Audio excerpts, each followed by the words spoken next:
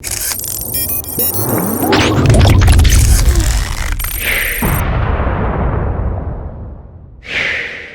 woke up for Bebu, so we will go straight to action. I've watched some of your recent interviews on the problem rocking Yoruba land as regards the Fulani herdsmen. Where are we at the moment, Are Ona Kakanfo? Well, the issue of criminal Fulani herdsmen is something that we have to fight in a coordinated level. With the situation of things for the past 7 years, it has become so bad to the extent that we have been seriously infiltrated by some criminal Fulani herdsmen. Not all the Fulanis are criminals. And we realized that the problem started increasing about 5 years ago.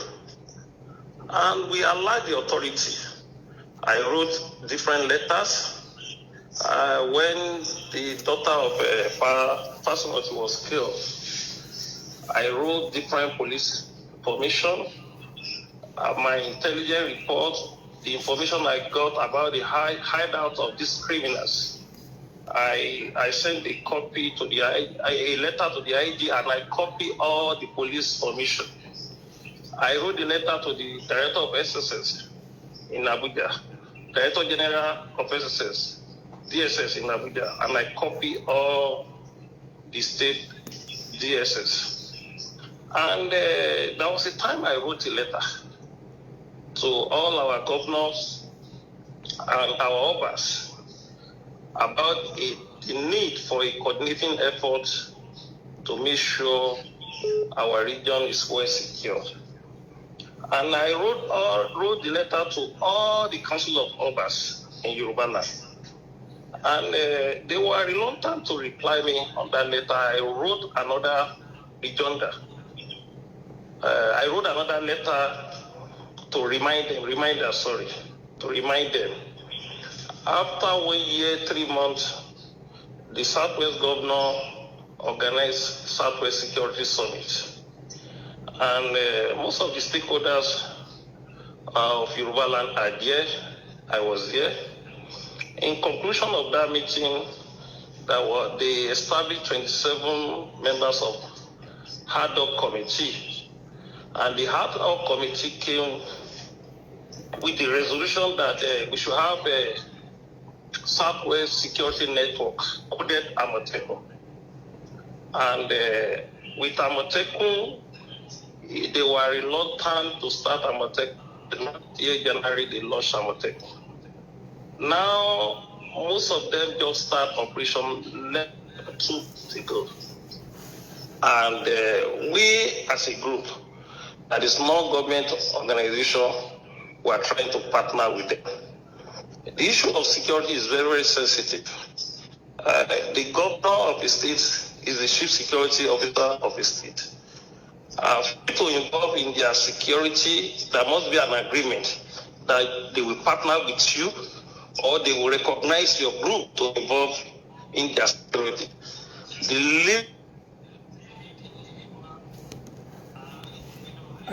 We lost you there. Okay. Hello? Are you with me? Okay, I can hear you now. Yes, please. The limit individual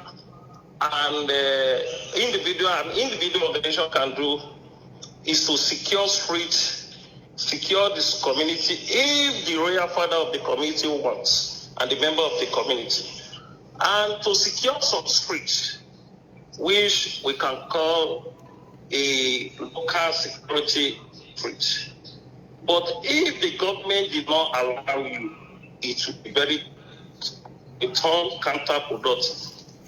I remember 1 or 2 times that the government allowed us to come into the issue of security.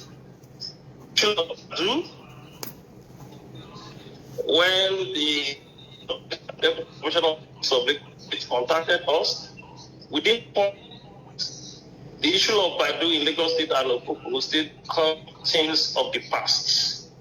I remember when the Nigerian army called us for a corporation from Ojo Cantonment. Within 3 weeks, Papa in that area was silent, and there was a relative peace in that area. I'm talking of the two Badagry as is by then. So, wow. even We're so having, it's very sensitive. Are you with? yeah, we were having issues with audio. Please continue. Continue, sir. Please carry on. We did. We'll be able to suppress the kidnapper from my 2. So, with the position of Ariola, he have a position with the government in that case that it's and it can let and leave state started the operation of protect, and I believe can be achieved. Just the audio, we are having problems with the audio, sir. I think I'm trying to see if I will use another line again. We have so many lines ready. Yeah, we were losing your audio. Let me try to call you from another line, please. This one is we'll get it from another line.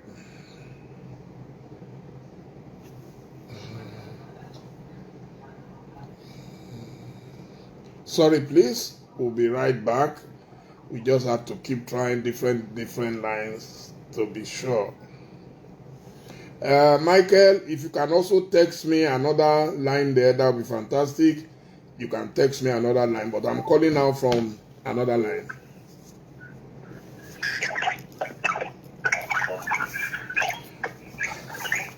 Then I think the problem is from that end. It's still screeching. Can Are Ona Kakanfo hear me? I'm hearing you very clear. Okay, let's try this again. Okay, so please continue from where you stopped. So the issue of security is something that all stakeholders must involve. The line is still the same problem. Do you have any other number you can send to me, please? Any other number, please? Hold on. Let him text it to me because we are live, so you don't want to release your number on a live. Sorry, this is beyond our control. We don't control.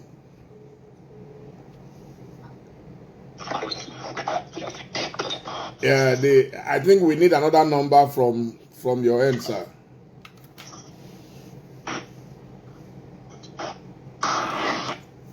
Michael, please text a number to my London WhatsApp.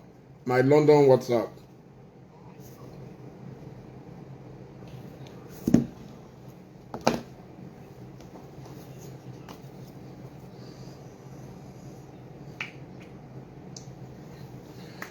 Please send it to my London WhatsApp.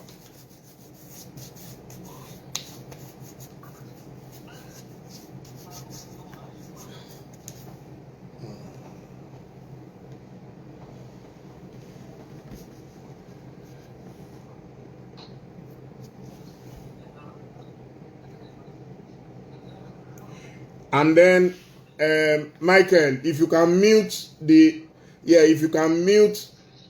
the handset you are using for Instagram, you can put it on mute so that it will not interfere. I think that's what has been screeching. Can you hear me, Michael? And also text me a direct line I can call apart from the one I called now. So we can, yes, I have 3, if I have about, 3 lines waiting in case of emergency. I can get a 4th if need be.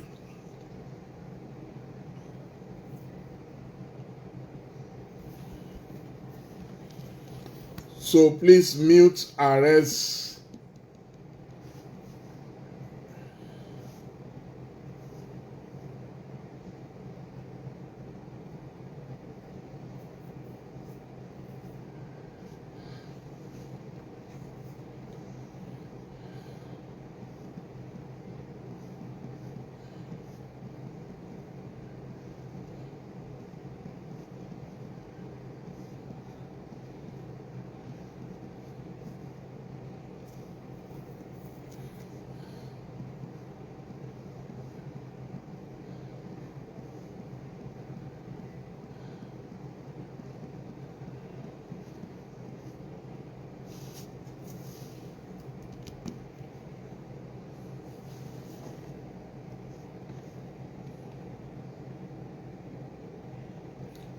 Steve Babaiko, Steve. How are you, my brother? How are you doing? Good to see you. Mama, my own dearest sister, Chief Mrs. Kemi Nelson. Ye, Shewa, Akpipalemo, Amura Deyo, Amura, Nikki Ebony, all the way from Atlanta. Dayo, then how are you? Are you okay? Long time. So I'm just waiting to reconnect to the area of the Kakanfo.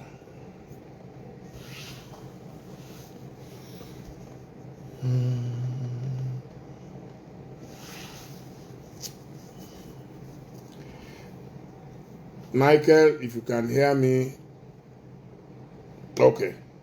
Let me try that.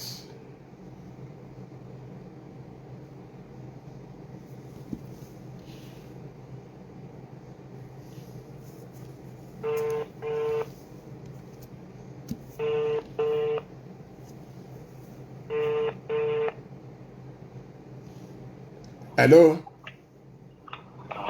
Hello, madam. Ààrẹ Ọ̀nà Kakanfò, ẹ ṣeun o, ẹ má bínú o. No problem. Wọ́n ní ẹ̀yin náà lẹ sọ pé tí náà bá tán láṣọ ìjẹun tán lè kán náà o. Yes, so bá a ṣe ń sọ lọ, ẹ máa bá ọ̀rọ̀ yín lọ ẹ jọ̀ọ́. What I'm saying is that the issue of security, there must be an understanding within individual and a group to have effective security in any street. If not, it will turn to counterproductive. And we have tried our best. Today alone, there was a report I got from Djibouti.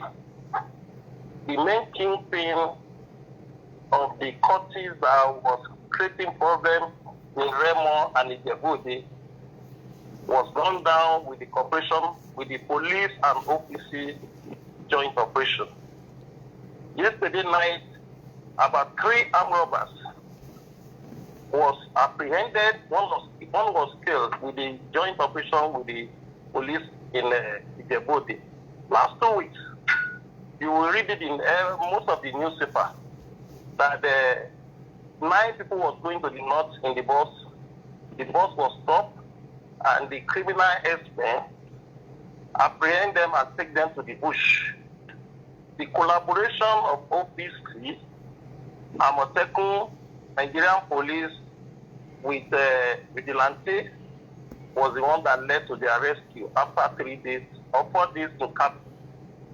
And various reports in different states like that, security is about intelligence, and you can only gather intelligence when you have effective structure. There is no community in Yoruba land that we didn't have a structure of OPC. And apart from even the main operation, most of the estates in Lagos and most of the urban area in Southwest is being secured by OPC. So we are doing our own without making noise, and we are doing our own job relatively in different locations. And as the area of Kakampo of Yoruba land, and the national coordinator of OPC, you don't see me blowing trumpets about what I'm doing on security. I remember one of our contributions when the crisis of NSAS happened in October. if not the cooperation of OPC, many collateral damages will have been caused by the hoodlum who hijacked the process. So I believe we have been doing our own, and we have been in the struggle for the past 28 years. And the issue of security arose in OPC in 2001. And since 2001, we have tried our best. Although when we started, one of the reasons that our morale was so low, when we started that job in 2001 to 2003, the police alleged OPC that we are taking law into our hands. And a lot of our members was brutalized by Nigerian police. Some of them that handle a big gun and maybe double barrel were paraded on the basis of in possession of illegal arms. So with that creates a scenario that our member now reduce their activities about security. Although OPC was diversified into socio-cultural group because to calm our member down, to make sure the organization live longer, and we are focused in our struggle. But now, the majority of our members live their daily means based on doing the activities of security. And you can have most of the police formation. Majority of area commander and DPO that achieve success in their station and their location, in their jurisdiction, was as a matter of cooperation of OPC. Any police officer that did not allow OPC to partner with him will fail in that area. The issue of herdsmen, majority of them are living in the bush. They were living in the bush. And some area, some of them are far from the community, more than 10 kilometers. And for you to plug them from that forest, it will take the cooperation of the government, the royal father, to do it. If we don't have the cooperation and the government and the royal father, it will boomerang. We have experience, a lot of experience, that our members, even based on securing some community or some streets, they are still in jail as I'm talking to you. Yesterday, we lost one of our fine comrades in Akure on the way of defending the farmers in Akure. The herdsmen killed them. And I'm telling you categorically, we have lost a lot of soul on the issue of on the level of securing Yoruba land. So that's the level I can say now, by now, Basharu.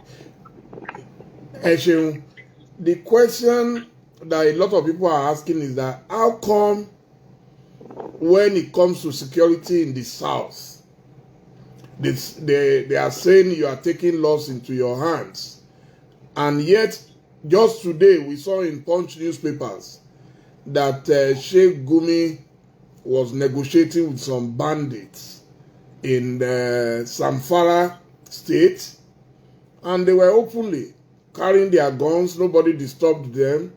So why is your own different, that you are not allowed to carry the same guns? In the actual point, Nigeria is being run with two constitutions. The Western World Constitution from the south and the Sharia law constitution in the north. Through the penal code that is linked to the 1999 Constitution amendment. So we are living with two constitutions. Everybody knows.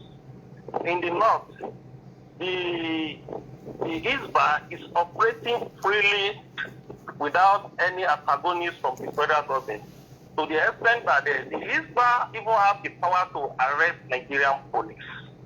Wow. If you know the impediment that the Amotekun, the just security outfit that was created by the executive governor as a security outfit, the impediment they have passed within a period of 1.5 years cannot be quantified from the president. So definitely you can't compare the kind of leverage federal government gives to the hoodlums and criminals in the north. Although it's not our own character to give leverage to criminals in Yoruba land. That's why we don't want our situation to degenerate to what happened in the northwest. We don't want our situation to degenerate to what happened in the northeast, leading to Boko Haram and other different names. We don't want our situation to degenerate to what in North Center. That's why we were raising an eyebrow to what is happening. That's why every living Yoruba, every living Yoruba people is so much interested how we can stop this insecurity in our region. All hands must be on deck. And I will just give a proverb. If an ant fall into your neck, if you want to kill that ant, you have to be very careful so that you don't wound yourself when you want to kill that ant. That's why we must apply strategy so that we won't fall to the trap of the government on the issue of security. Government is government, power is power. So when we still have a sovereignty, when we still have a constituted authority, you have to be very, very careful so that you will not be set up. Even the problem we have is not even the outside planning. Most of the problem we have, the outside planning contribution to our problem was just about 25 to 30%. The major problem we have with my experience in Yoruba land is from the Yoruba people. Because apart from the issue of planning herdsmen, we have a lot of criminals within our midst. In the issue, the scenario that happened in Ilesha Junction 2 weeks ago, you know the person that was taking food to this criminal herdsman, it's a Yoruba man, he's being called Jumbo from Omo, Ilesha. He was the one, he's one of their informants, he was the one taking food to them in the dens. And the issue of cultists have become another thing in Yoruba land. In our early way of life, what we notice, if you want to talk about court, you'll be talking about court in tertiary institution. But now, you will see a organizer be a cultist, you will see a conductor be a cultist, you will see different artisans and some criminals in the park be a cultist. 2 days ago, one boy was slaughtered in Ketu, my 12 year, like you are slaughtering a goat. And day by day, the level of casualty level of killing through the cultists in Yoruba land, when we collate it together, will be almost 50 to 60. So that's another part. The issue of ritualists. Ritualists have become so common in Yoruba land. The issue of ritualists is become so rampant and common in Yoruba land. And the third one, the issue of land issue that was not even handled with the process. And the issue of unions have to be well coordinated. The union leaders must make sure they change their members, they reorientate their members. At the end of the day, if they don't do them, they do them wrongly so that they will not become the counterproductive to our society. So when we are talking of the issue of robbery too and stealing, in the olden days, not olden days, when we are so young, I remember vividly I normally trek from Kasali. I live with my mother in Itire. I trek from Kasali to Stadium to go and watch the training of flying eagles, golden eagles, and green eagles. And as a young boy by then, less than 20 years, I would trek from the National Stadium for almost 2 hours to a half in Kasali, although my mother would beat me for coming late. But because of the passion I have for sport by then, I was being inspired by the great footballers in Nigeria. But now no small boy can do that. No children can do that. Less than 20 years. Trekking from walking from a stadium by 10 p.m. to your house, and you get to your house 11:30. Within 3 times you do that, the person will be lost in the society. So the situation we have is very, very worrisome, and it's giving me pressure. Do you know that Ààrẹ Ọ̀nà Kakanfò don't get salary from any government?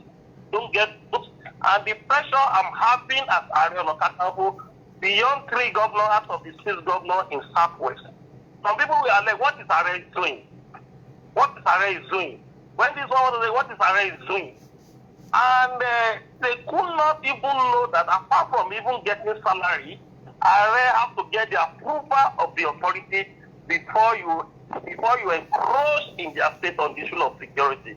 You can't just jump to government state, even local government jurisdiction and the other jurisdiction without getting clearance. it will be counterproductive to say you want to flush criminal in their abode. The number will raise eyebrow, the local government will report to the governor will call the commissioner of police, and it will become a problem. That's why that I said every hand must be on deck. We have to be more coordinated, we have to be more organized, we have to apply strategy, and we have to agree. The stakeholders and the corner have to agree that we want peace and tranquility to reign in the Southwest. We want our region to be secure, irrespective of anybody that is involved, irrespective of internal criminal within our region and external criminal, irrespective of your political ambition. You must not destroy your people because you are being given the mandate. You are being given the mandate to secure them. The first responsibility of every government is to make sure he secures life and property of his own citizens. If that one has lost with your policy, everything will get wrong. Because if you don't have a very good security, the investor will not come and invest in your state. Your state will not be coordinated. There will be a process of upgrading rule of law. At the end of the day, there will be an anarchy. And from anarchy, it can come to state of emergency in your state. The Ààrẹ Ọ̀nà Kakanfò, are you not worried that Nigeria has virtually become like Somalia, Sudan, and all those places where you have Janjaweeds and terrorists? The level of weaponry that we see in Nigeria today. Do you think your strategy is working or can work when you have to report to government? Don't you think, let me say it in Yoruba, I don't know if I'll be able to translate it. Nítorí wèrè ta, la ṣe ní wèrè ilé, is because of the madman out there. That is why you also need a madman inside, so that when the madman invades your house, then you will have madmen too who can confront them. Do you think your strategy of trying... we have been involved in that state before, but at the end of the day, they almost ruined us. You can't compare the story of OPC in 2000 to 2005 with the OPC we have now. Remember that our group is almost being tagged as a terrorist group because we behave like Wereta. We really don't confront the Wereta. And when you watch our history, maybe most of the Yoruba people, they are not students of history. You know that the OPC was the one that regained the confidence of the Shagamu people to do their traditional festivals, which is Oro. We, the Hausa in the Sabo, have decided that the Shagamu should not do Oro festival anymore. Do you remember that OPC was the one that stopped the Hausa Fulani in Idiaraba by harassing them by any slight provocation? They would kill more than 20 to 30 within 1 day. OPC was the one that stopped it. Do you remember that OPC was the one that stopped the arrogance of the Hausa Fulani in my West by sleeping with our women when they price commodity from them that they are not okay? They will take them and sleep with them by force and rape them. OPC was the one that stopped it. Do you remember that OPC was the one that stopped the arrogance of the Hausa Fulani in Akeji and many areas in Yoruba land?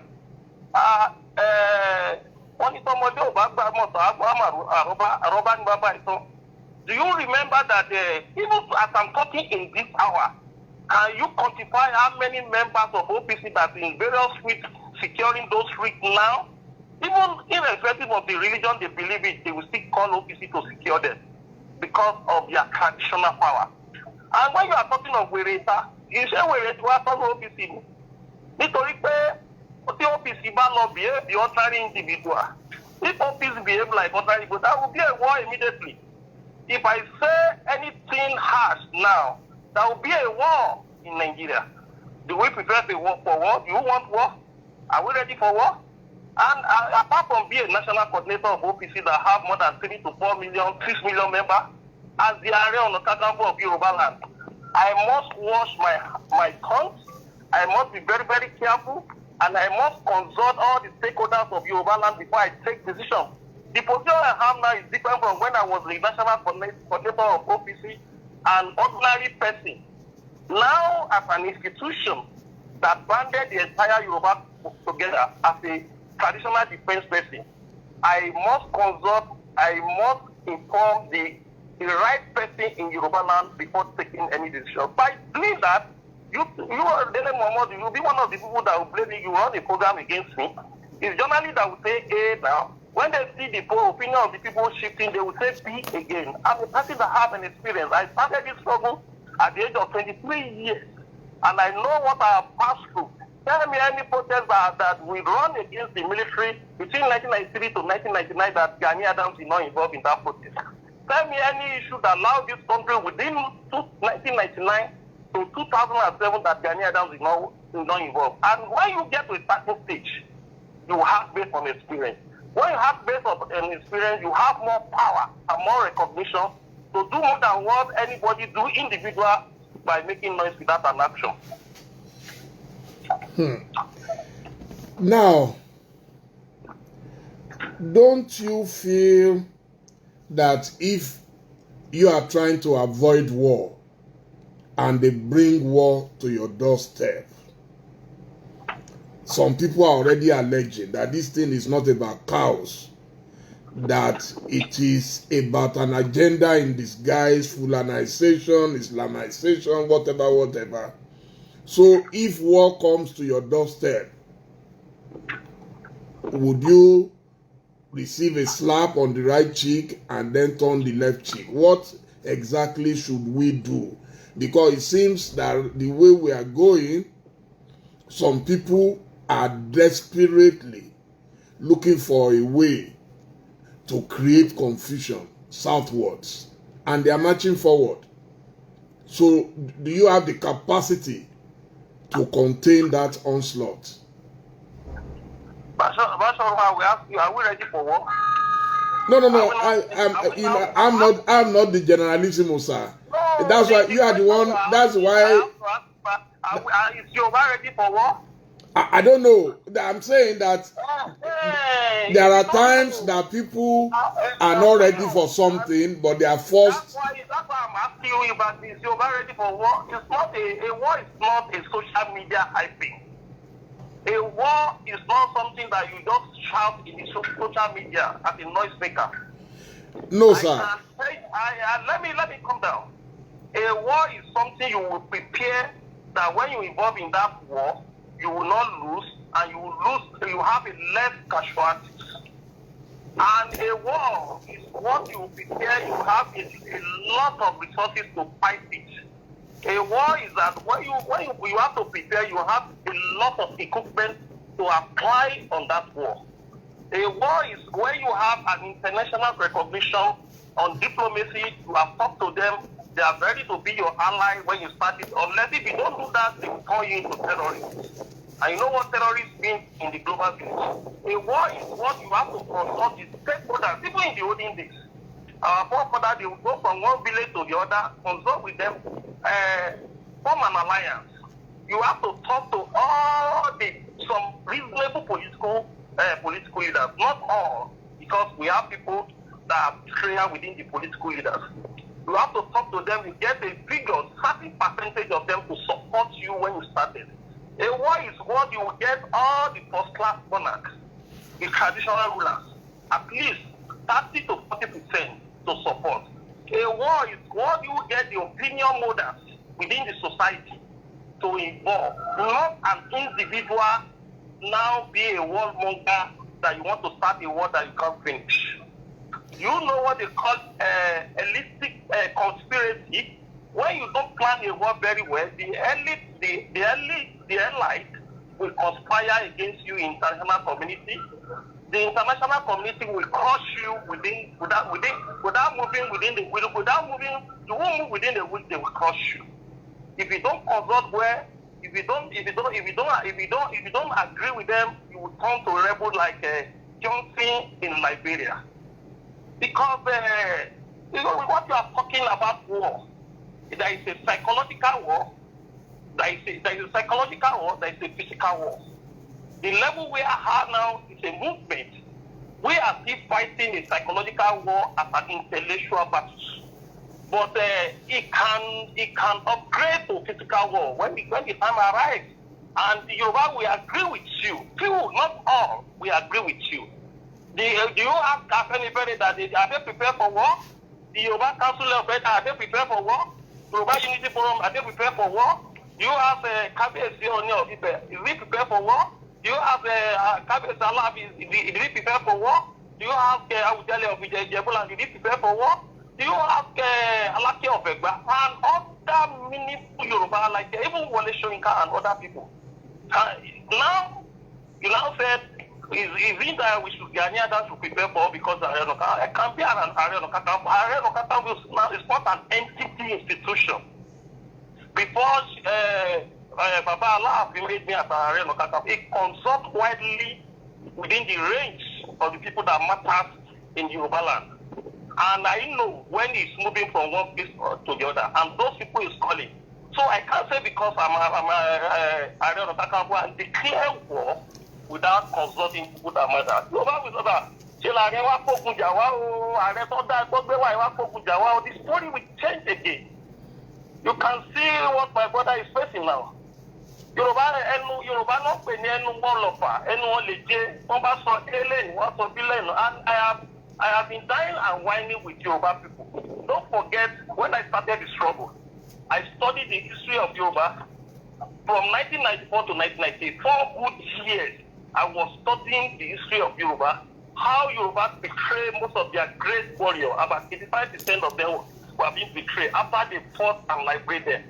So what we are saying about war is not something that you can just mention like that without good preparation.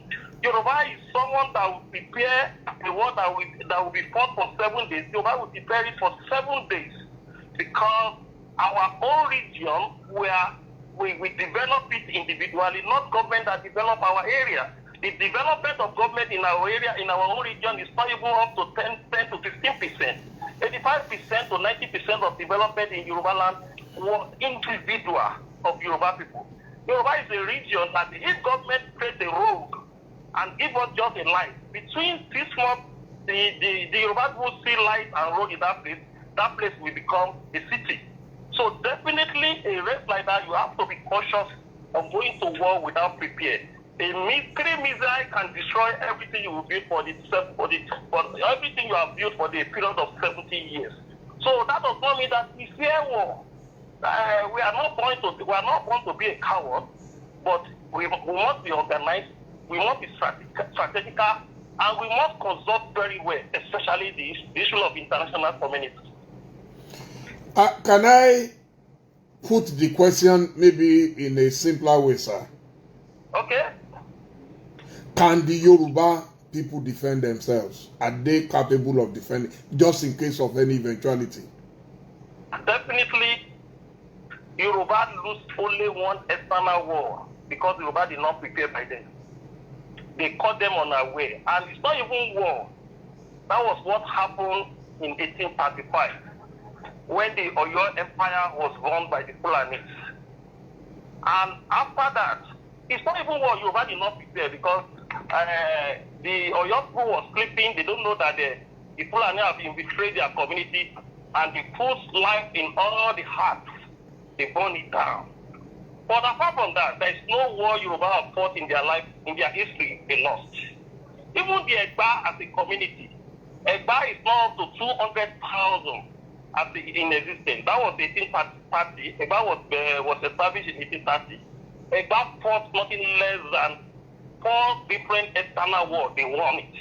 I'm talking of the Oyo Empire and many Yoruba communities. We are warriors from the memorial. This is a race that has been in existence for about 11,000 years. And a race that is being conscious of history can never be defeated in any time of war. Because history will guide you how you fought any war that arises in your own time. So when you are talking of war, you know how we fought and get democracy from 1993 to 1999. Yoruba fought intellectual war and made sure they drove military out of power without shooting one gun. That strategy But when you are talking of physical war, Yoruba is well connected globally that can be an advantage in terms of war. But I don't want people to perceive me as a warmonger. A person who is not ready for war, who is not prepared for war, that was starting the war, when the war comes, he will allow the war to consume his people. But when your people are ready for a war, you don't need to tell your enemy that you want to fight a war. You have to cut your enemy unaware. That's an intelligent word for every good soldier. Fantastic. Fantastic. There seems to be some similarities between what is going on in Yoruba land and Igbo land. And recently you participated in a conference in which I was the co-moderator. Could you say there are things you are learning from the strategy in Igbo land? Is there anything that you have seen that you think they are doing right? Where this time we learn from a strategy of Igbo land, or Igbo should learn from us? You have to learn from us because we are brothers to them. Yes. Most of the activists that became a great person in Nigeria was tutored in Lagos State. Most of the activists we have in the Niger Delta was trained or tutored in Lagos State. Lagos State and Southwest is the base of freedom fighters. So, for you to say we should learn from Igbo people. No, I said, is there anything? Is there an exchange? A kind of exchange? That's what I'm saying. Is either Igbo should learn from us or we should learn from others. And the strategy of the two regions may be different. Because you can't compare the character of the Igbo people with Yoruba. Igbo people, they always want to fight war at the right time. I remember in 1967 to 1970, they fought a civil war. But Yoruba, we apply their wisdom sometimes that it's better we fought an intellectual war. If we can't win with intellectual war, we apply physical war. And what the Igbo is doing about their cause is welcome development. Day by day, they are learning from history. Day by day, they are moving because their people are so determined that if they don't give them president, they will declare their own republic. Like what we are hearing in the newspaper. This is what we are hearing in the newspaper. And there's nothing bad for you to remove yourself from slavery. You can't be in a country and you be a second citizen of that country. You can't be in the country and certain tribe will call themselves a born to rule and they will not tag you as a second class citizen. You can't be in the country that you call a country and you have the population of about 15% to 20% of the nation, and you can't be the president of that nation. You can't be in a country that you won't be an IG of that nation. You can't be in a country that you don't have the right to become chief justice of that country. So definitely, I'll be the last person that will against the cause of the Igbo people, because the liberation of the Igbo people is the liberation of the Yoruba people. The liberation of the Yoruba people is the liberation of the Igbo people. Kanu is a friend that I admire from a far distance, although we haven't met physically. I know Nwazubike very, very well before, but Kanu is pulling the interest of the Igbo people in his own level. And he's fighting the cause genuinely.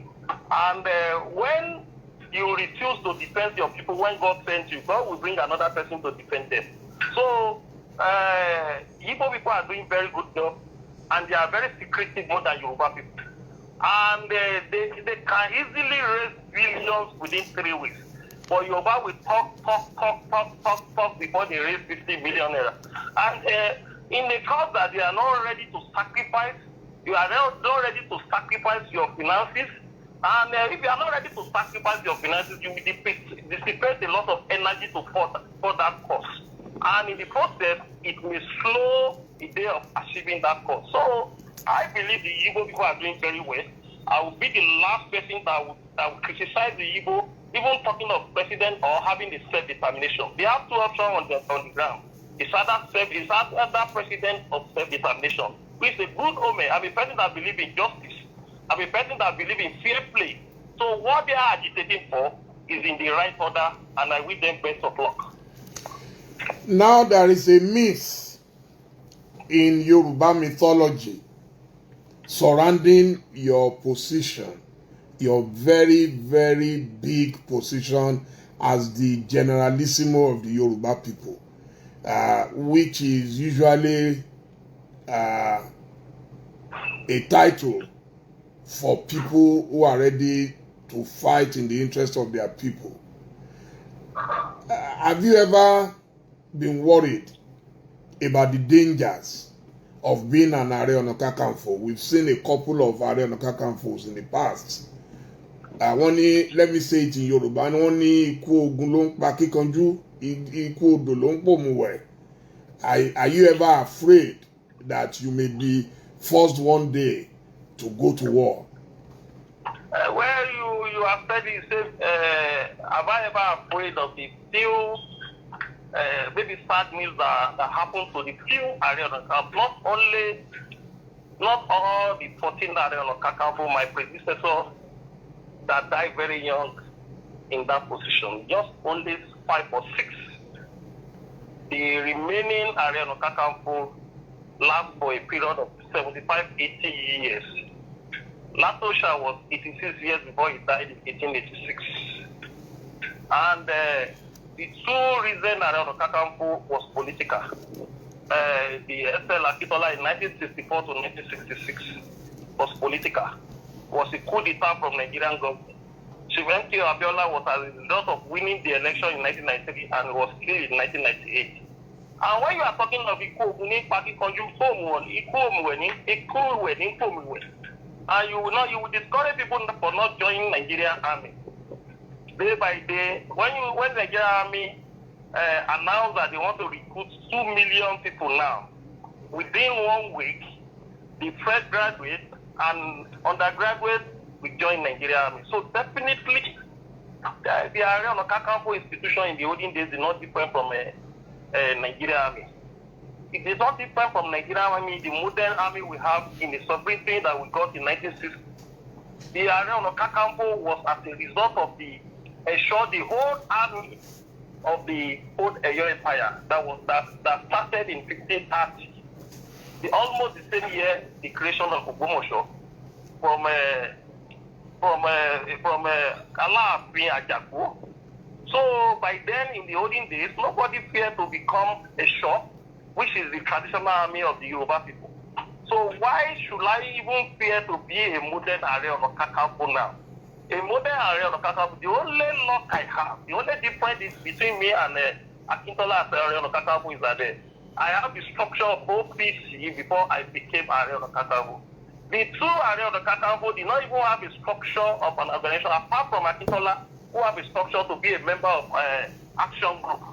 So when you are talking of fear, it's only God that has life. If you are having a fear of death, you will not travel by flight from Lagos to Heathrow in London, 6 hours on air. When all of you are on board, it's only God that can stay your journey mercy when you get to Heathrow.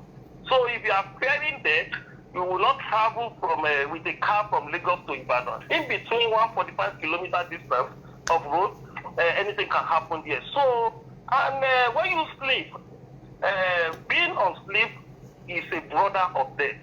When you sleep now, until you wake up in the morning, you now know you are alive. When you haven't wake up, nobody will agree you are alive. So definitely, any brave woman being, even apart from becoming Ààrẹ Ọ̀nà Kakanfò, you must not fear death. Those who fear death always lost their life very early.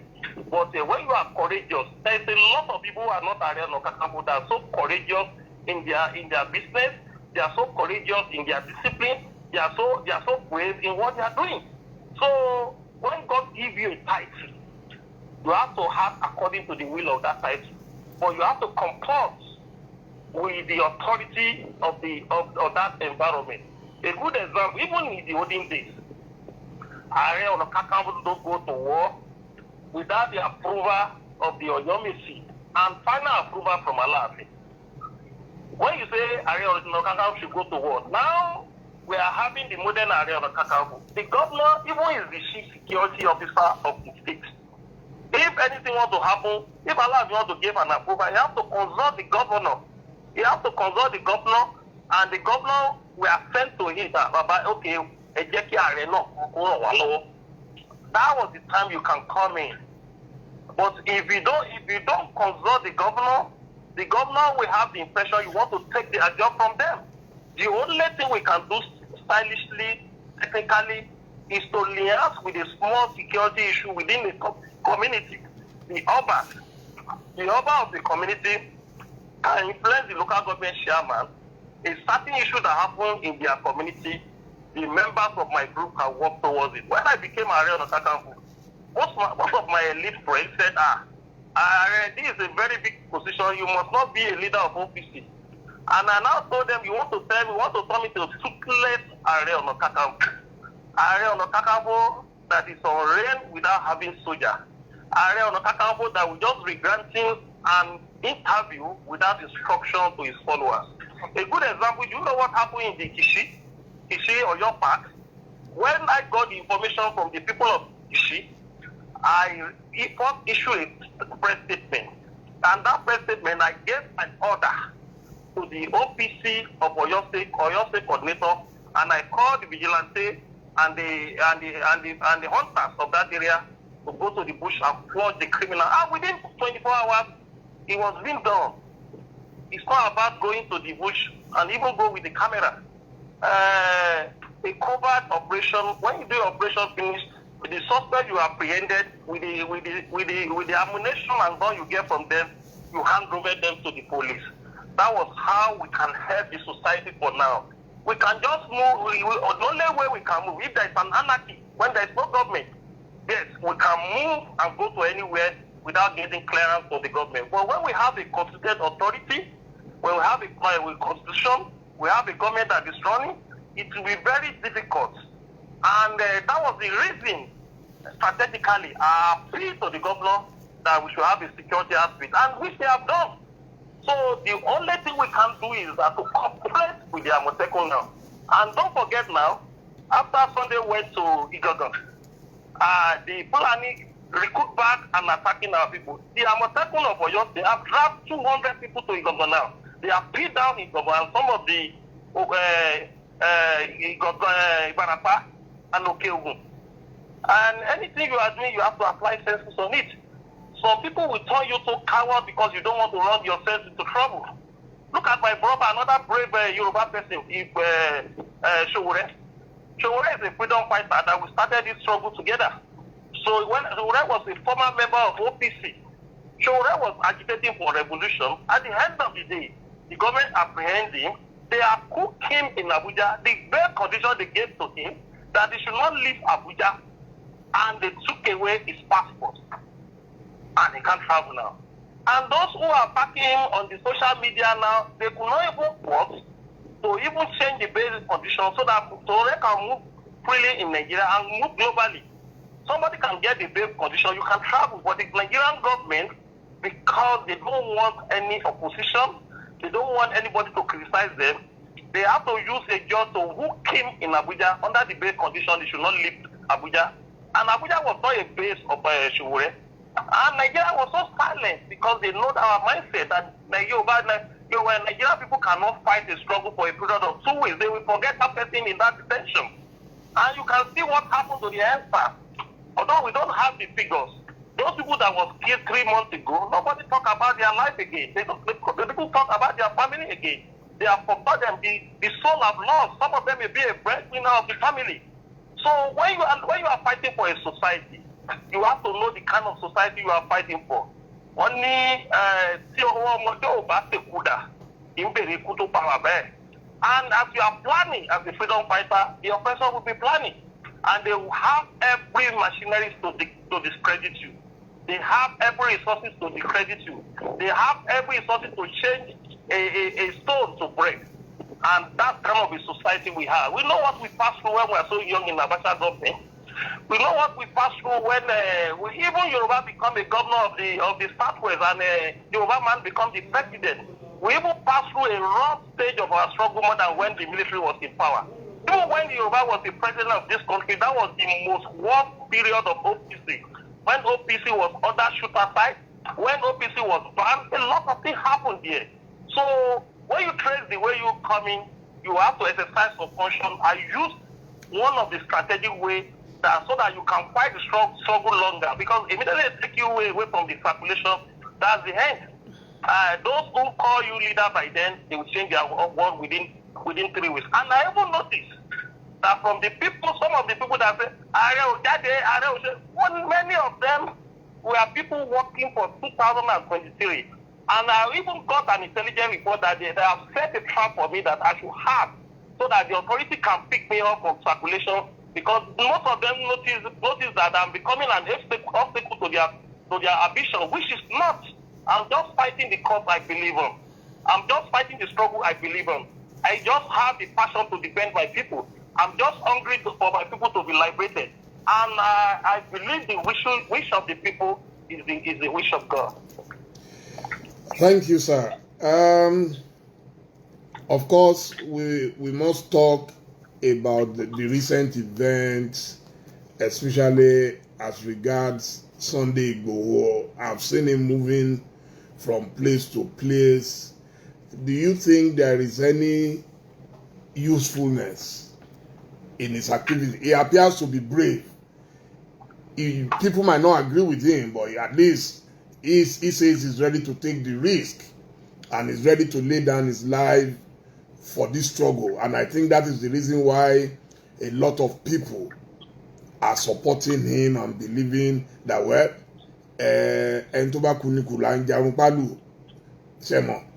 so it seems there is someone who is ready, maybe because he's younger. He may not have your kind of experience and exposure in the struggle. So what would you say about the emergence? Because you say, I think I saw another person again a few days ago on Facebook. It seems we now have all kinds of, warlords are springing up. And so what do you think is happening? Well, I think his activities, Sunday activities, is psychologically is one of the advantages of the struggle. His activities, some people perceive that he's taking law into his hand, well, their opinion. But I too, I would not support anybody taking law into his hand. But what we realize that the Fulani people have already taken law into their hands. There is something they call a reference or precedent in law. When an alien, a stranger, come into a society and take law into their hands, and the government refuse to do justice, it will encourage people from that society to take law into their hands.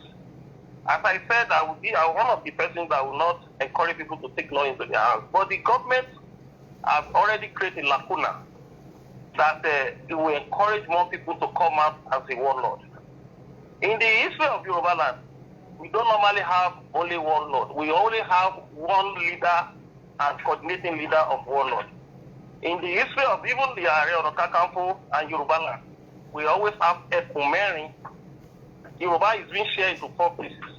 And that 4 places, we always have a leader of a war in each of them. And area of Kakamfo will be an apex leader of that war council. And even when you read the history of Yoruba from Samuel Johnson, the area of Kakamfo have higher 16 chiefs of council war chiefs.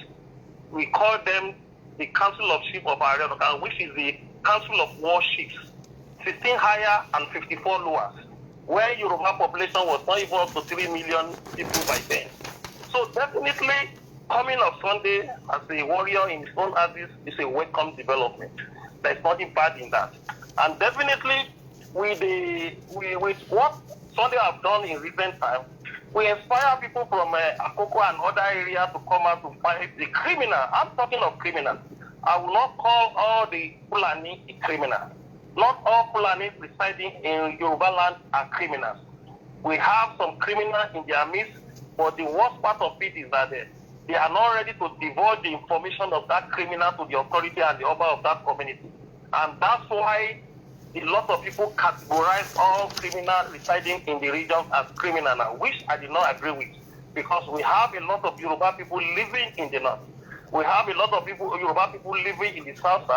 We have a lot of Yoruba living in the southeast. We have a lot of Yoruba living in south and the north central and northeast. So definitely, we are not criminalizing all the Hausa Fulani living in our area. We have some people that have been living with us in about 2-3 generations. We have the Hausa people in Agege that have been living in Agege for almost 100 years. The Yaraba people, they have been living in Yaraba for more than 40 years. Somebody spoke to me that this evening about this issue that the Fulani Papa people came to Ibadan in 1926. So definitely we are not criminalizing every Fulani people that is living in Yoruba land. But the few elements, the criminal element living with us, the legitimate Fulani have to reveal their information that these are criminal so that we can feed them out. Information is power. It's not about going to a community without having intelligent gathering. When you are going to a community, when they give you first-class information about criminal, you go there straight and even pick the criminal without causing the fear and crisis in that community. You pick them and you record them with the arms and ammunition they have with them, and you hand over them to the police, because we still have a conventional government on ground. So you are talking about Nigeria is moving to Somalia as a country.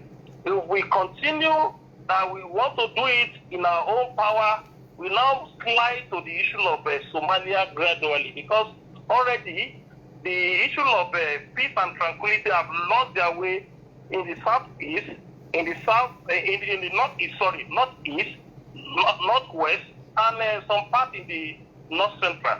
So if you are not careful to managing the security issues in the southwest in a coordinated effort, in a mature effort, definitely we may drown ourselves into a very serious civil war. And I will not tell you that Yoruba is prepared or not prepared, because I will not say anything that people will quote me, but at the same time, we always prepare very well for everything we are doing. Don't forget the way we got our democracy from the military. We prepared very well. We did not rush into war until when we use international community, pressure from international community. We use diplomacy. We use civil disobedience. We use information dissemination from the unconventional radio, and we got our democracy. The military know that it's time for them to leave power. If they don't leave power, the situation will consume them. They hand over that power. They hand over power to a civilian in May 29, 1999. You said something earlier on, and I want us to re-emphasize it well for clarity. You said the situation has deteriorated mostly in the last 5 years.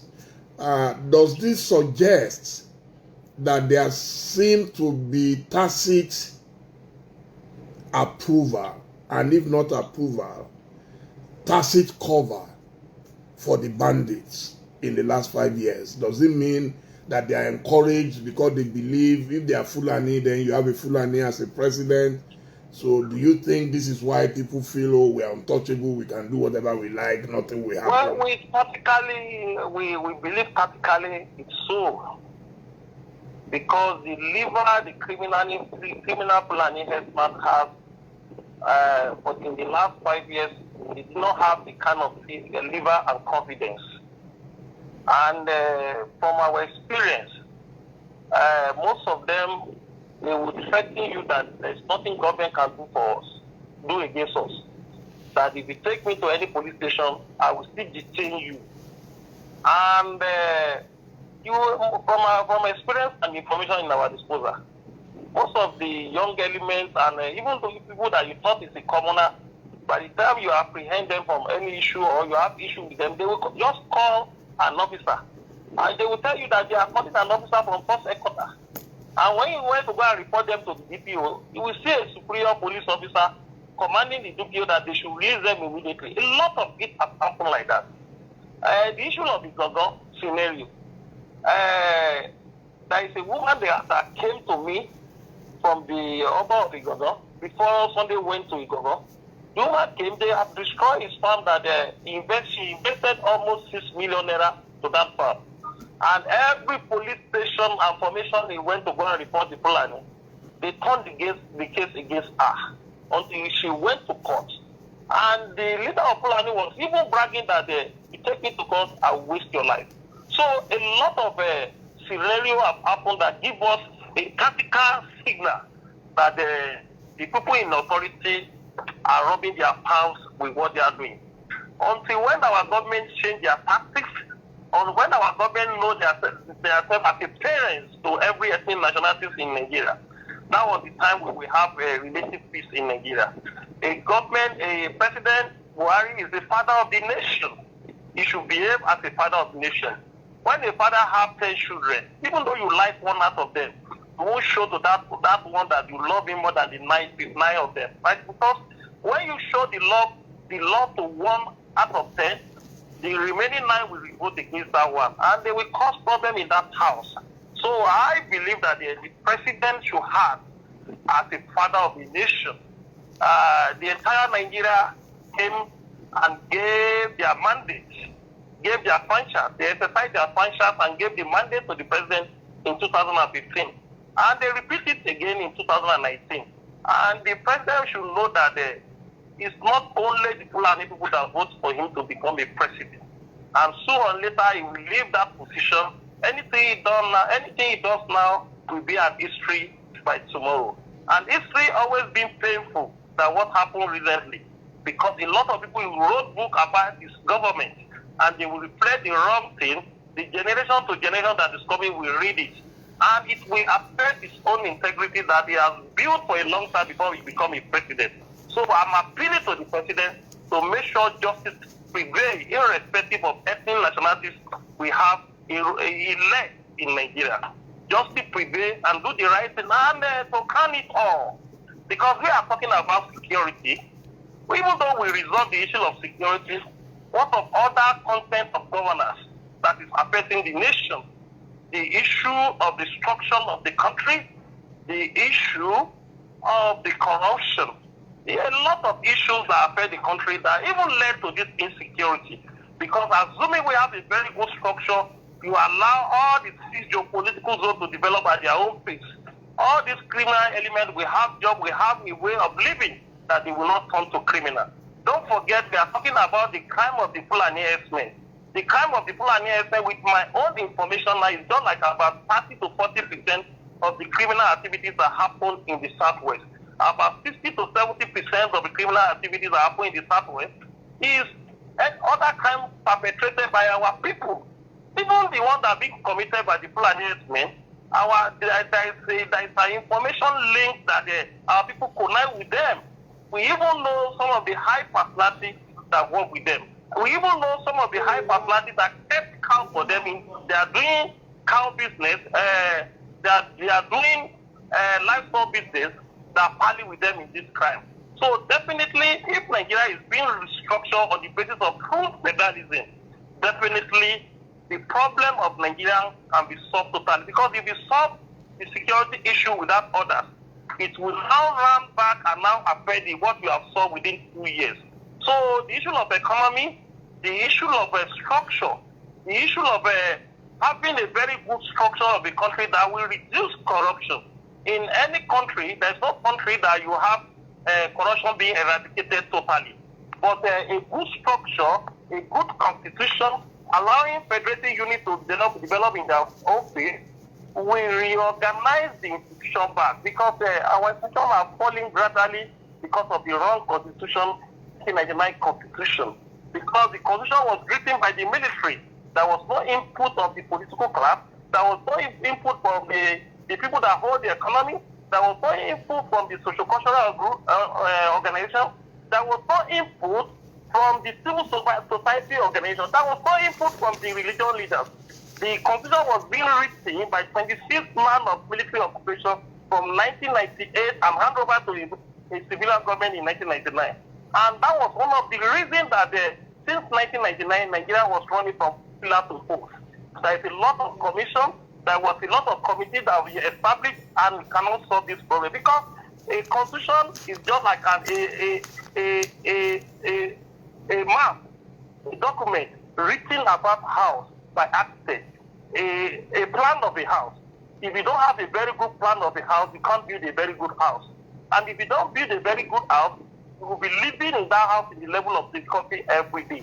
So I believe that to solve the problem of the entire country, not by using a rabble-rouser approach, definitely we have to restructure on the country to true federalism. We have to dig out the 1963 Constitution, bring some content of 1963 Constitution, which is the Republic Constitution. We have to dig out the report. I was one of the delegates of the National Conference in 2014. What we've done in that document, the report, what we've done in that report, assuming President Buhari used that document, at least 70% of that content of that document, I think Nigeria could have been altered by now. But now I believe that most of the content of the 2014 Constitution is about statism. Nigeria is going beyond statism.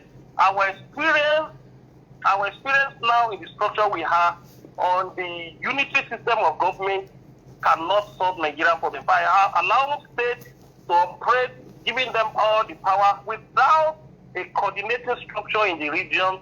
The governor will still misbehave. The governor needs someone that will have a less power, that will be a coordinating factor in 6 operating units. And I'm appealing to stop this embarrassment because it's becoming embarrassment.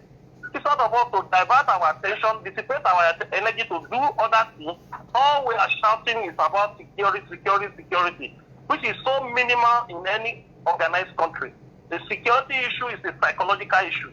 The security issue is about reorientating your people. The security issue is about reorientating the mindset of your people in the country.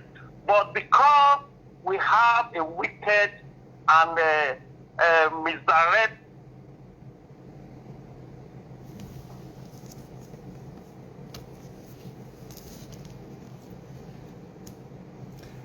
we lost, let's see, the line suddenly went off.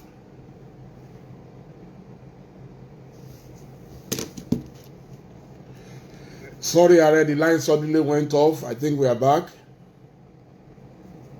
Hello? Hello?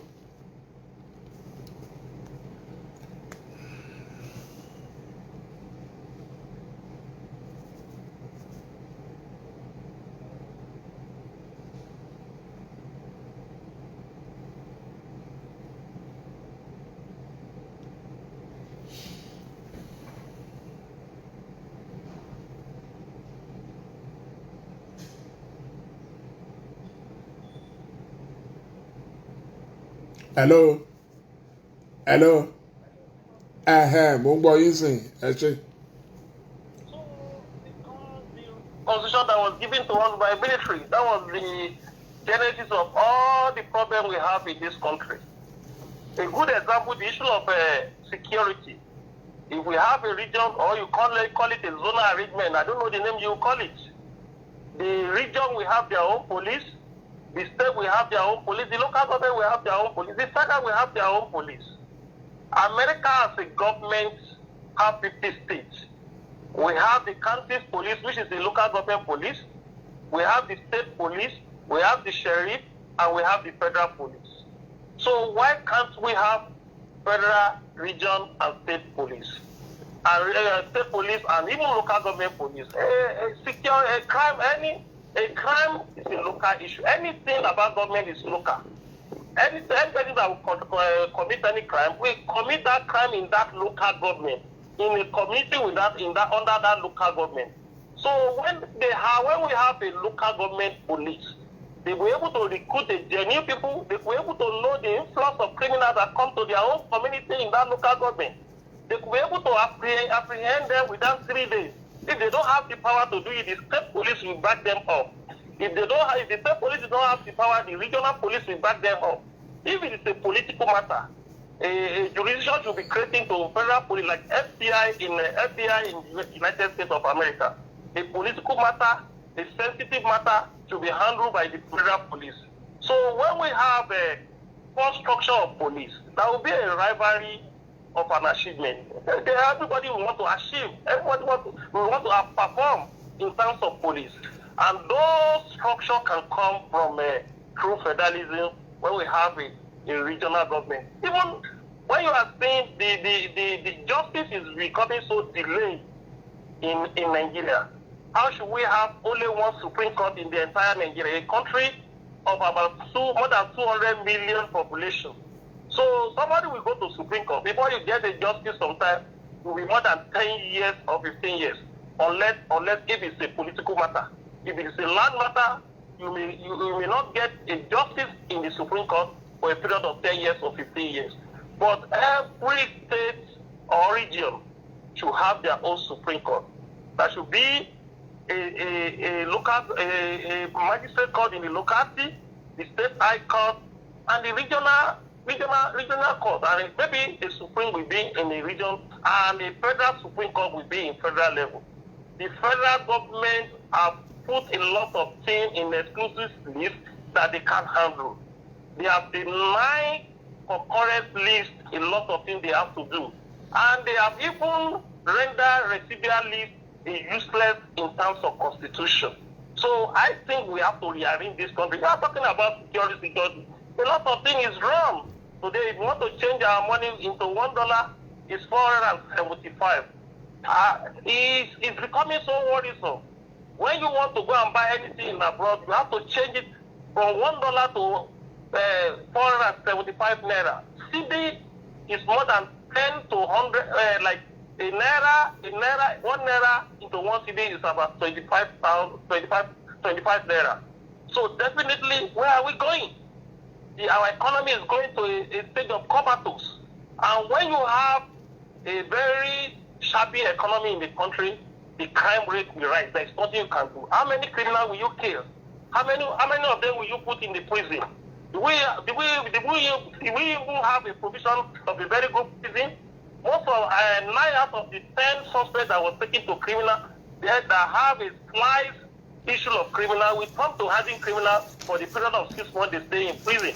Because the criminal in that prison will lure them to major criminal and train them. By the time they come out, they will become an added criminal.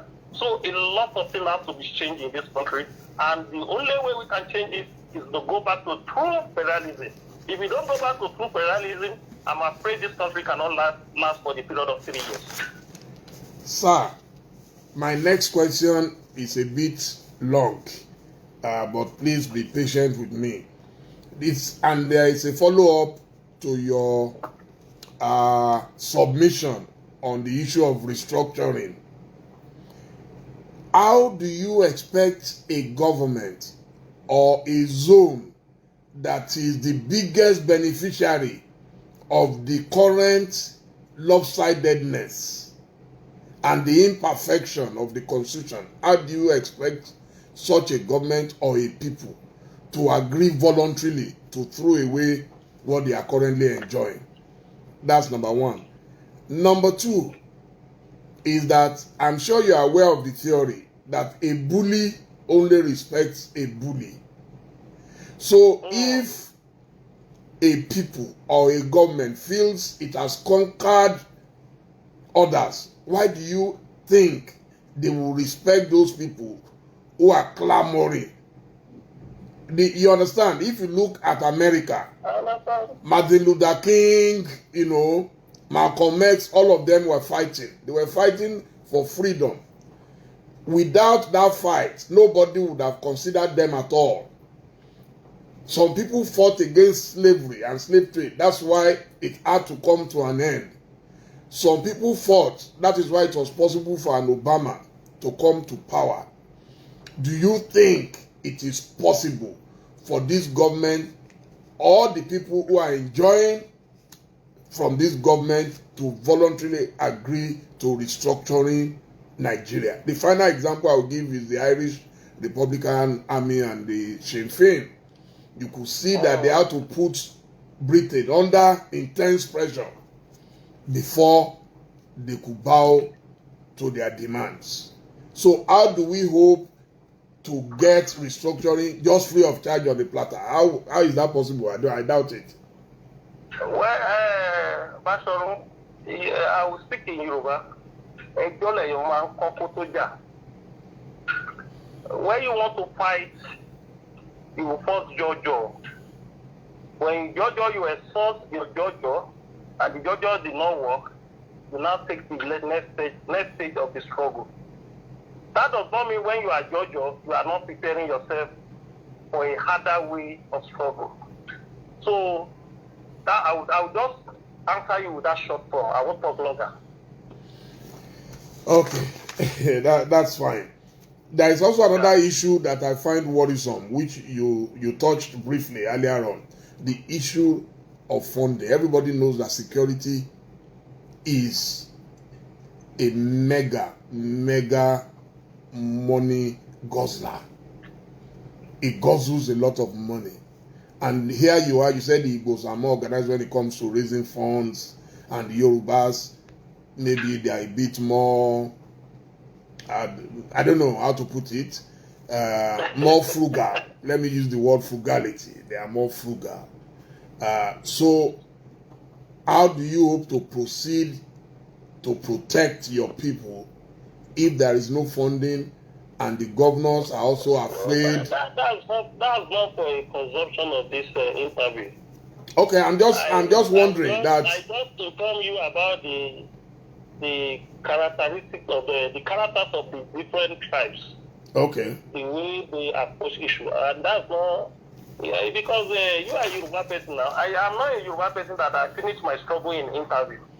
When you the way your program now, both friend and enemy is watching it. So you don't prepare your strategy in the media, and that's one of our shortcomings in our struggle in Yoruba land. Sometimes we talk too much. No, what I wanted to do was to appeal, to be able to appeal to our people. If you talk too much, sometimes people say, so okay, okay. Ẹni tí ò sọ̀rọ̀, oníṣẹ́ tó ń ṣe lábẹ́lẹ̀, ẹni tó ń sọ̀rọ̀ yẹn gan-an gbogbo ọ̀rọ̀ inú ẹ̀ ó ti sọ. Wọ́n ní ológbò tó sùn bí ọ̀lẹ, ọgbọ́n inú ẹ̀ péje. Wọ́n ní ọlọ́gbọ́n tó dorí ẹja mú. Look, I'll give you another proverb. Yorùbá sọ pé Ìbàdàn májà tó fi kó ara wájú lẹ́rú. Well, Ibadan is one of the great sub-tribe warriors. Ibadan is a sub-tribe who are great warriors. Ibadan is a garrison area that was founded in 1842. And if Ibadan want to fight a war with the community, they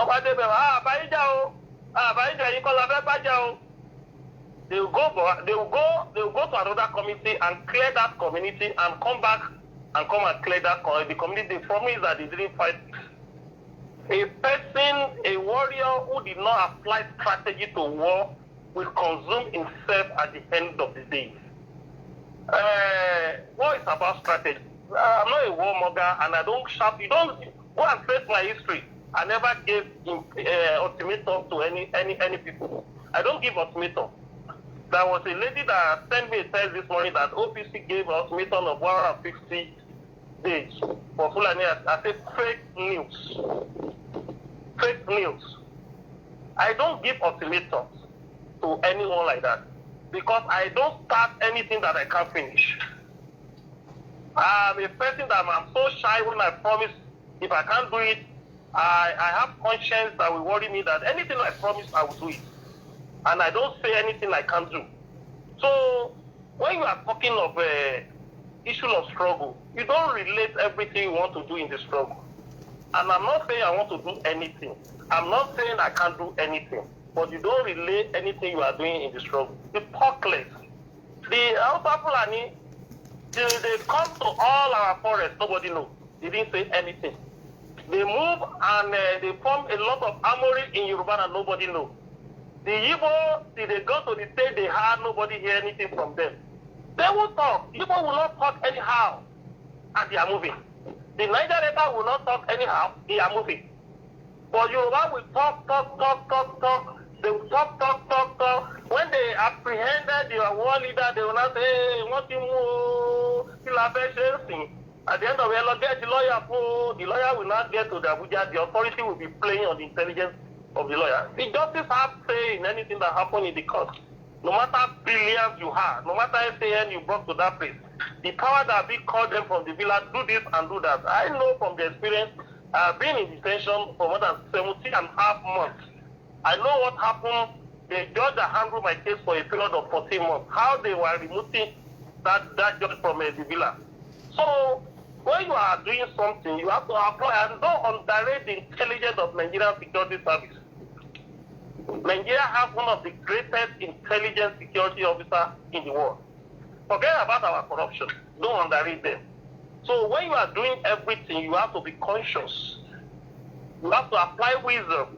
Most of our people that was pushing people and in diaspora, most of them have their own passports in abroad. Some of them have never stepped their foot to Nigeria for the past 10 years. And some of them have permanent residence permit that they don't even need anything to do in Nigeria anymore. And some of them, they fight their cause on the internet. They hype on the internet, they shout on the internet, and they don't have anything to back it up as plan B. When you roll a propaganda of war, you have to prepare plan B after you have rolled a propaganda. So,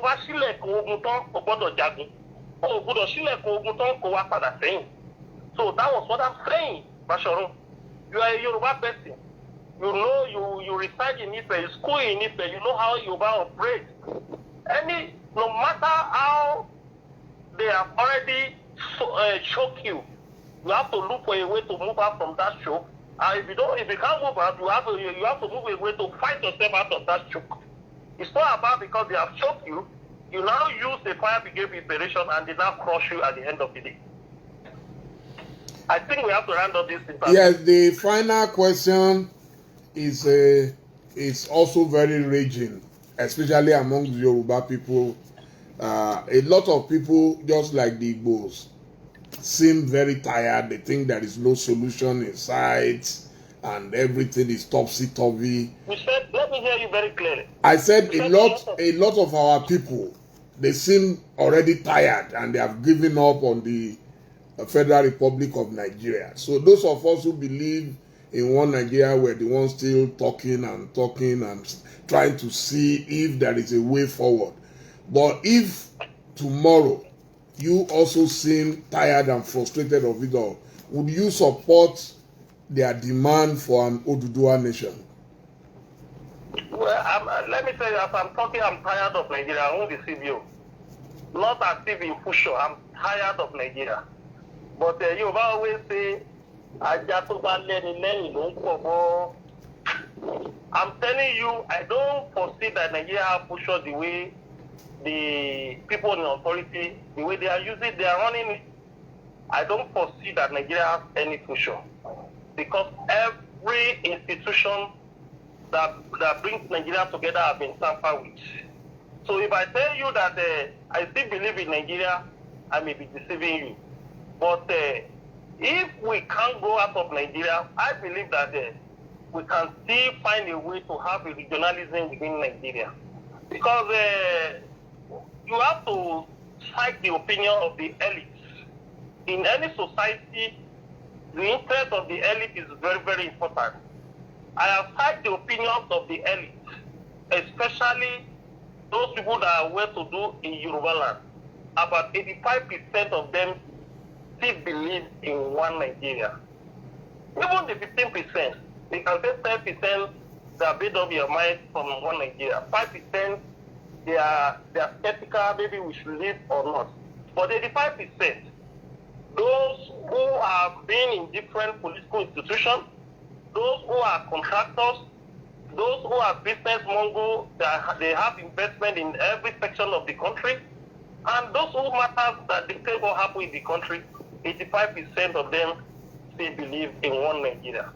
And out of that 85%, about 65 to 70% believe we should go by restructuring. believe 65% out of that is 10% believe that Nigeria can still be restructured. Maybe there is hope in Nigeria. But in my own little knowledge, the way the country is being run, I don't believe that Nigeria can survive the way we are running it because of the level of nepotism, because of the level of injustice, because of the level of unstable policy, because of the level of corruption we have. The four issues make me more pessimistic about the country called Nigeria. That's my own mindset. And the issue of Oodua Republic, we have majorly people in diaspora. They are fed up of Nigeria as a country because they have tasted the good side of organized society in most of the Western countries, especially those people who live in UK, those people who live in US, and those people who live in European Union, and some people in Canada, because they realize that all their efforts to even encourage this country to be a great nation have been frustrated based on nepotism. I was in UK when the OPU, I have a group called Oodua Progressive Union, which is in 92 countries. The Oodua Progressive Union, when I became Ààrẹ Ọ̀nà Kakanfò in 2018, they organized a reception for me. And from that program of reception, they organized a business meeting with investors in Britain. There was a white man that made a speech.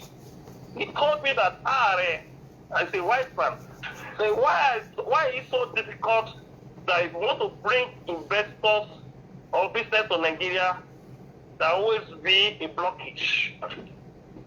Another person rises up and say the same thing. Another person rises up and say the same thing. And I've traveled to some country that similar comments was passed in the meeting. So our people in diaspora realize that most of the investors they want to bring to Nigeria there always be a blockage. And our people in diaspora, they want a great nation. They want Nigeria to be like one of the countries they are living, in the country they are living. So majority of them in diaspora, Yoruba people in diaspora, about 80% that I'm talking, they want Oodua Republic. And I will not tell you lies. If I tell you lies, I'm deceiving myself. Even as Ààrẹ Ọ̀nà Kakanfò, some of them, they not even happy that we were talking about full federalism. They want us to directly canvassing for Oodua Republic. But as Ààrẹ Ọ̀nà Kakanfò, I must seek the opinion of Afenifere. Afenifere, as an expert group in Yoruba land, still believes in restructuring. Yoruba Council of Elders is another group, a prominent group in Yoruba land.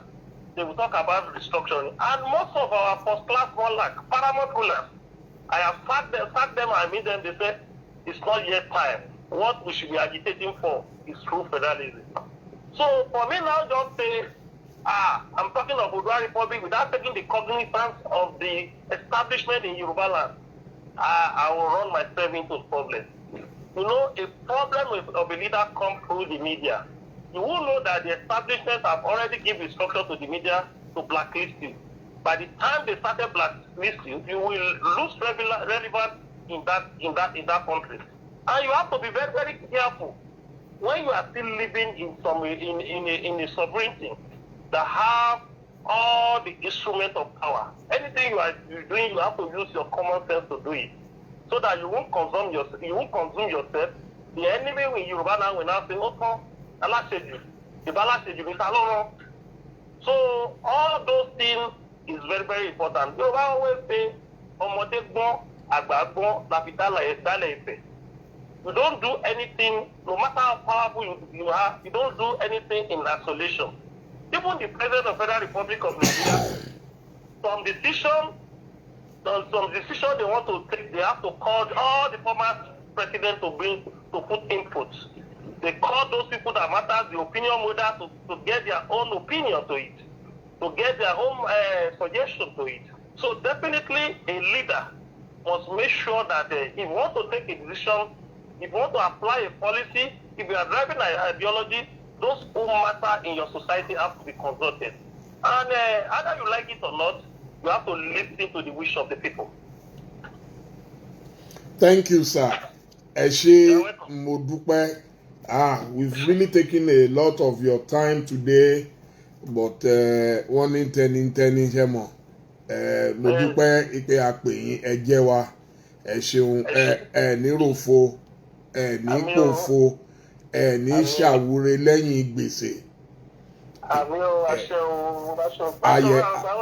ayẹ yín kalẹ̀ o ayẹ yín kalẹ̀ o ẹ ṣe mo dúpẹ́ ẹ bá mi kí ìyá wa o ẹ bá mi kí wọ́n lé o wọ́n á gbọ́ ẹ ṣeun gan ni mo dúpẹ́ ó dàárọ̀ ẹ ṣe. So my dear viewers, thank you so much. I can see so many people on the two platforms. Yes, I just finished an interview with the Ààrẹ Ọ̀nà Kakanfò himself, the Generalissimo of Yoruba land. And he bared his mind. What I like about him is that he is very full of experience. Yes, someone just said it. Very articulate. He's a man who has educated himself. He has updated himself. He has upgraded himself. And that's what I admire most about him. I am telling you, a lot of our people, I'm sure, are surprised at the level of information that is reeling out, the history of the Yoruba people. You heard how he said it took him about 4 years to study the history of the people. So because you cannot be a generalissimo if you are not intelligent, if you are not diligent, if you are not very meticulous. You can see that he's a very meticulous person, and that's why it's taking us a long time for him to break it down. He's very full of wisdom too, and I'm very grateful that I called him and he agreed within short time. I must say a special thank you to my very dear Aburo, Michael Abimboye, who was able to set this up. Thank you so much. Mikolo, I call him Mikolo. It's actually my son. His father and I grew up together, and we were colleagues at the Concord newspapers in those days, and now he's a journalist, a top journalist himself. So I love you, Mikolo. I call him Mikolo. I love you. Thank you so much. He had to go to our rest house to be with him to make sure that everything went on very well. So, my dear viewers, I must also thank you for your patience all the time. We are going to upload the interview on Instagram and on Facebook right away, so you can have the opportunity to watch it, and then you can tell your friends about it. So maybe they are at work, or they are busy, or they are flying, or they are traveling wherever, and they don't have the time, so they can watch it. Thank you so much. Yes, I'm so grateful to the Ààrẹ Ọ̀nà Kakanfò for a very, very wonderful interview tonight. Very, he has earned my respect, and he will continue to earn it. We've come a long way together. I haven't been a member of OPC, but I'm sure I am an honorary member of OPC, so no problem. Thank you. God bless you. Love you. Good night. Okay, before we go, we can play our usual music, just one music. Before we go, we can play. Because we've been talking since we forgot that all work and no play makes Dele a dull boy. So I don't want to be accused of being dull. But we had very, very serious issue today, so that's why. Yeah, we always play our music. We have our own anthem here. It's by a Yoruba lady whose music I love absolutely. So let's just have that.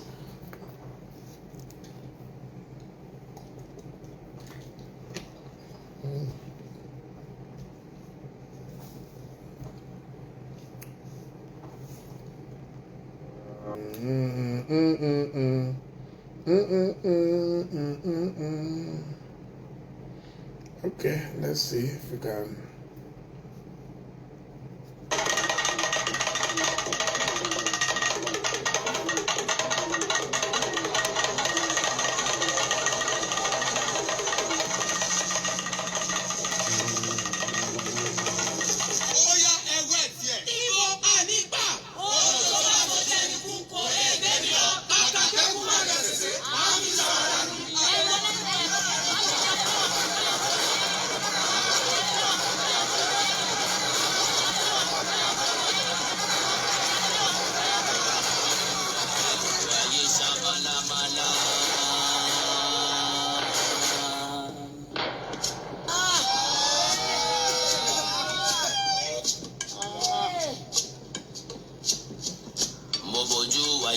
ayé ṣamalamala.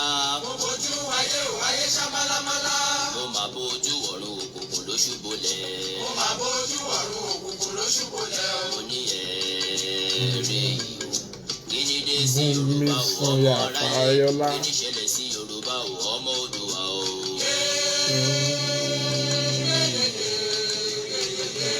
Àwa máa ṣe wù ọ̀rọ̀ là ń bẹ. Yorùbá ń ṣera wọn nítorí owó.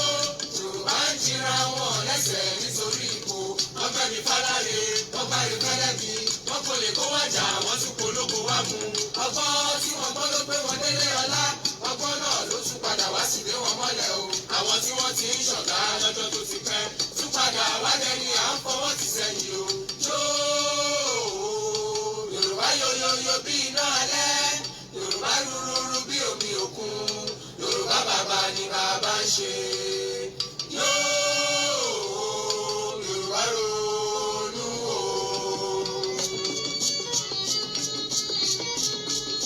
Yorùbá sọra wọn di bọ́ọ̀lù fáráyé gbá. Wọ́n bá wọn sókè, wọ́n tún bá wọn sísàlẹ̀ o. Ẹ̀yà tí ó ti kéré tẹ́lẹ̀ ni wọ́n gé kúrú. Àwọn tí àìfẹ́ ló sì ti jẹni àtijọ́ Yorùbá jókòó sílẹ̀ rẹ̀gẹ̀dẹ̀ wọ́n fọwọ́ lọ́wọ́. Bí àgùntàn tí akọ rẹ̀ ń gbòrìṣà ilẹ̀ o. Yorùbá ronú o. The original song was composed by the late Chief Hubert Ogunde.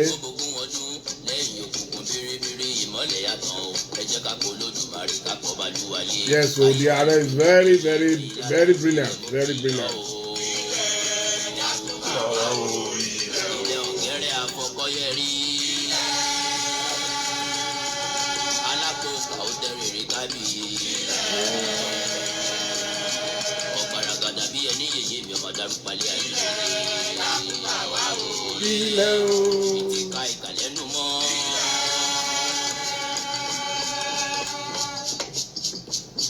Àtẹ ìka ọkọ̀ tí a pèlè. Ọ̀gbàmùgbàmù ojú Olódùmarè ò máa ṣe ìgbà lọ́wọ́ ayé.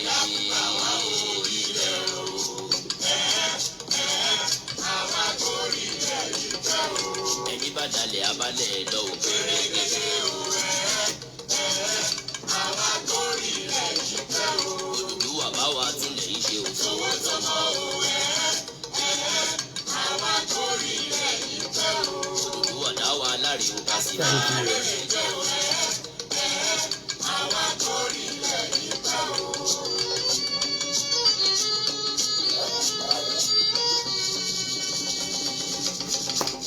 Thank you. Thank you.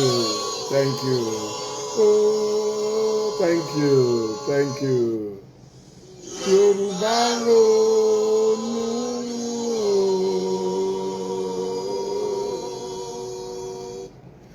That's it. Thank you so much. Good night, everybody. God bless you all.